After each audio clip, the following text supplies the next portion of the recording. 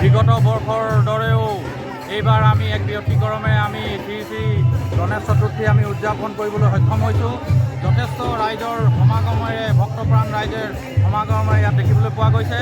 আমি দিনৰ ভাগত আমি কিছু প্ৰতিযোগিতা আমি ৰাখিছিলোঁ। আমি কুইজ প্ৰতিযোগিতা, চিত্ৰাংকন প্ৰতিযোগিতা আৰু খেল ধেমালিৰে আমি দিনটো কাৰ্যসূচীৰে পাৰ কৰিলোঁ। লগতে 12 বজাৰ লগে লগে আমাৰ অখণ্ড হৰিকীৰ্তন 12 ঘণ্টীয়া হৰিকীৰ্তন আৰম্ভ হৈছে।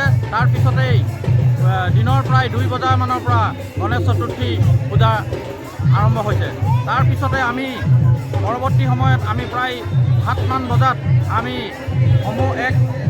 আমি সম্বৰ্ধনা অনুষ্ঠান ৰাখিছিলোঁ। এই সম্বৰ্ধনা অনুষ্ঠানতো যথেষ্ট আমি বিশিষ্ট অতিথিসকলক আমি সম্বৰ্ধনা কৰিবলৈ পাই আমি সুখী হৈছোঁ।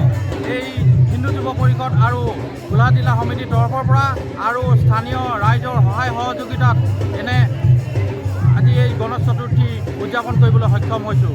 সুন্দৰভাৱে আজি যথেষ্ট ৰাইজ ভক্তপ্ৰাণ ৰাইজ আজি আমি এই স্থলীত দেখিবলৈ পোৱা গৈছে। ধন্যবাদ। কাৰ উদ্যোগত পতা হৈছে? হয় কাৰ উদ্যোগত? হিন্দু যুৱ পৰিষদ, গোলাঘাট জিলা সমিতি আৰু এই স্থানীয় 10 নং খোমদাই বাগান খেলপথাৰৰ স্থানীয় ৰাইজৰ সহায় সহযোগিতাত আমি এই শ্ৰী শ্ৰী গণেশ চতুৰ্থী পূজা উদযাপন কৰিবলৈ আমি সক্ষম হৈছোঁ।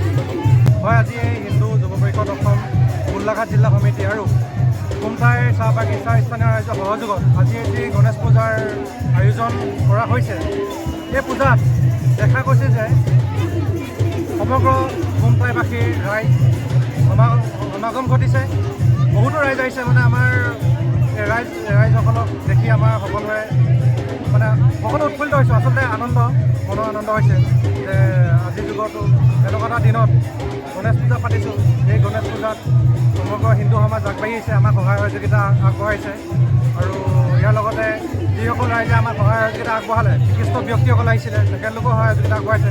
তেখেতলোকক আমাৰ তৰফৰ পৰা আন্তৰিক ধন্যবাদ জ্ঞাপন কৰিছোঁ।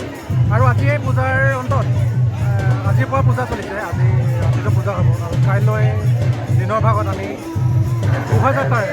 বৃহৎ শোভাযাত্ৰাৰে আমি বিসৰ্জনস্থলীলৈ যাম। আৰু কালিলৈ সকলো ৰাইজক আহি আমাক সহায় সহযোগিতা আগবঢ়াবলৈ বিনম্ৰ অনুৰোধ জনাওঁ।